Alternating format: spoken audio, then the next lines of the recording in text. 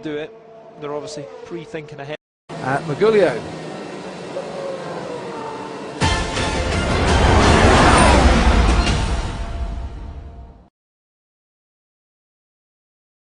Tightens up, vulnerable to lock in front, flick it down the hill into the left, straighten the car up as quick as you can, wind the throttle on.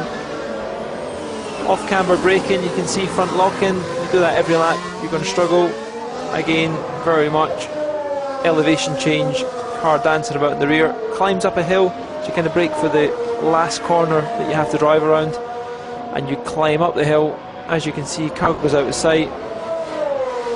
Keep the car nice and straight, easy flat all the way behind the Ferrari. Finishes the lap, I guess he's on a high fuel run.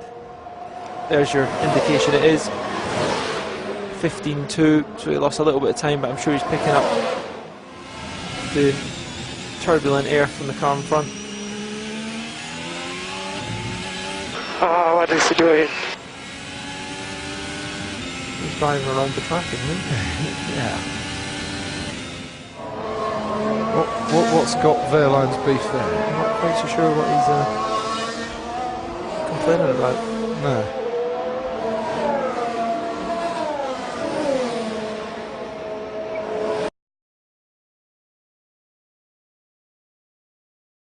This is cooling.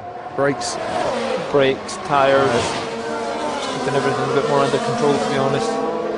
Track temps dropped a lot during the session, down to 47 degrees. I think it was up as far as 54. I saw. 55, yeah. Was it at the start? And it's air temperature Dale, 29. next lap we'll go mode 7.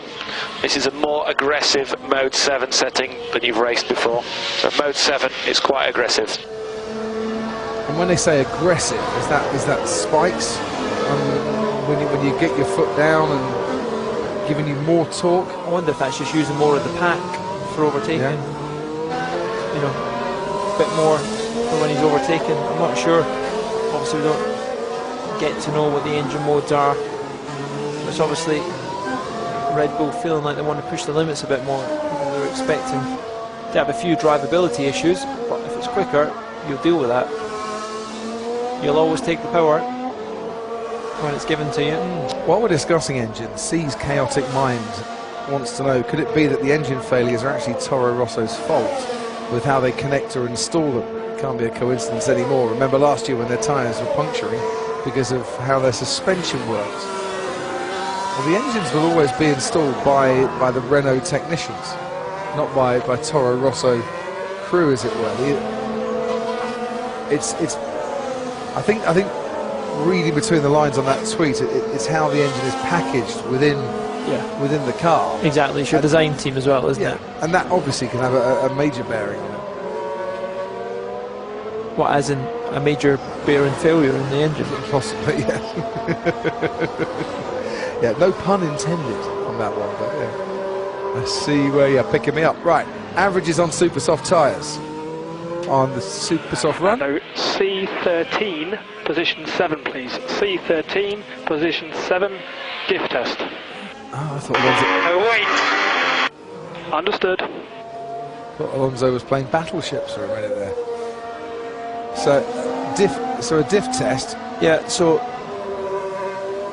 maybe something to do with when the tyre's slightly worn, they can open up the diff a lot more, so they've got the support for the early on in the run.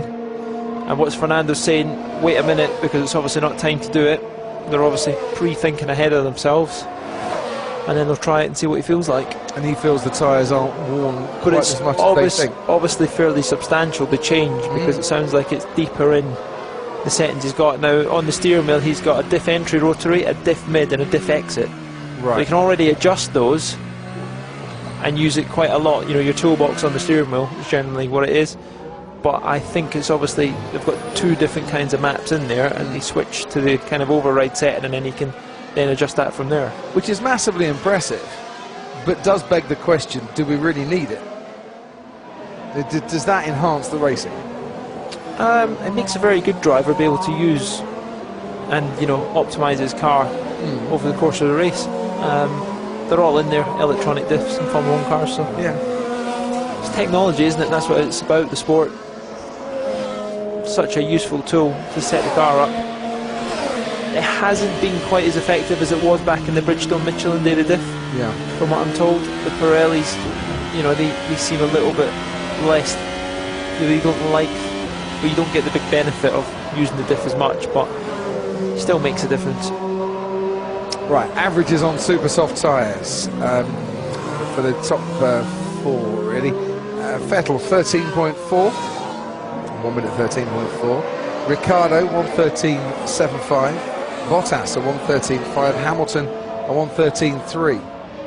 So only a tenth of a second between Hamilton and Sebastian Vettel on that one. Bottas further 10th back.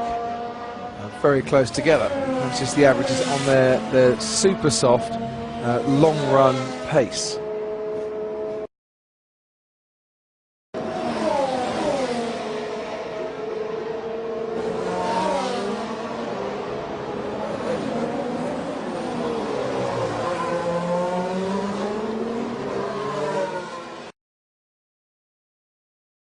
Watching this Vettel coming in the pits, both fronts locked up. I tell you, he's very close to the barrier there, getting out of it, and you can see when the car's not straight. Just look on your right hand side of the shot. Whoa! Did he hit it? No, he never he never hit it. There's a way. There's two nice big black lines there, though. Someone got up the inside of the Sauber. Force India.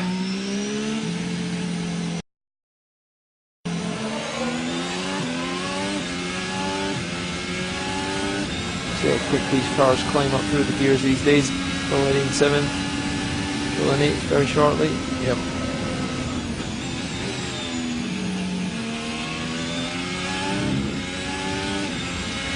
Just shows you 3 is his average on the super soft, and their line is around about a second and a half down on that.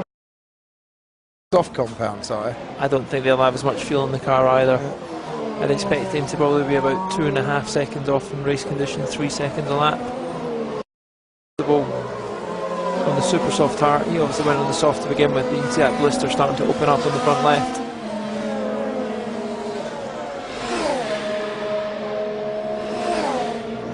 Verstappen nudging into the high 112s.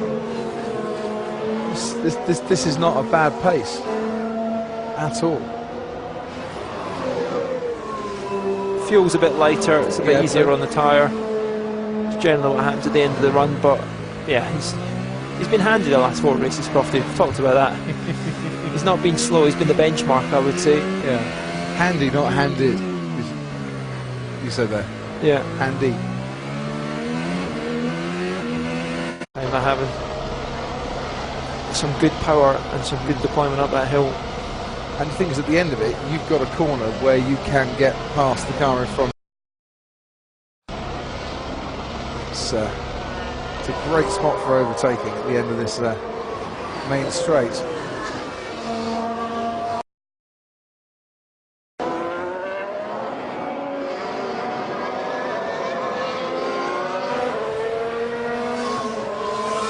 You can see how close Vettel was to that wall.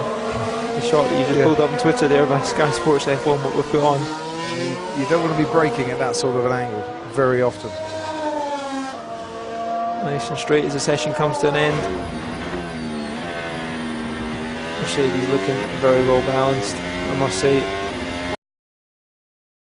A man who's never won a Grand Prix after clinching a championship in that season has started very well here in Brazil on this Friday, finishing off in the mid 1 minute 12s on his race runs.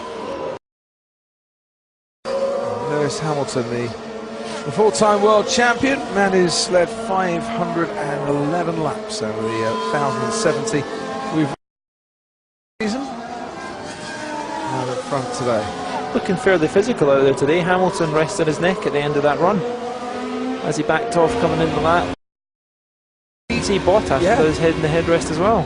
Well, you said that it's a, because it's an anti-clockwise circuit. Never saw drivers at the end of a Friday have end of the race maybe. Yeah, but be interesting come the race where it ends up. But we've been breaking lap records this morning, and the only reason we've not been doing it this afternoon is because the track temperature had rose quite so sharply. A lot of them resting their necks up. Yeah. Oh, my eyes, it's really warm now.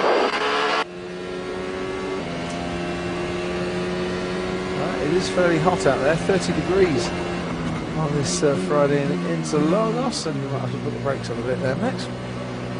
If he wanted to practice his pit entry and braking there, he found one of his colleagues of Toro Rosso taking it easy coming in, maybe just wanting a bit more of rest. Yeah.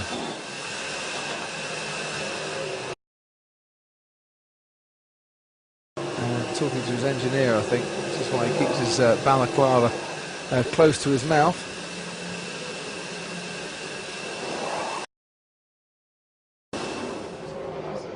There's a couple of different ways you can have the microphone. You can have it, some people like it stitched in the balaclava, some people like the boom is actually in the helmet and just very close to where your mouth would be, a bit like a helicopter pilot, what you'd see. And Felipe Massa completed his last Friday session as a racing driver at his home Grand Prix. And those Williams guys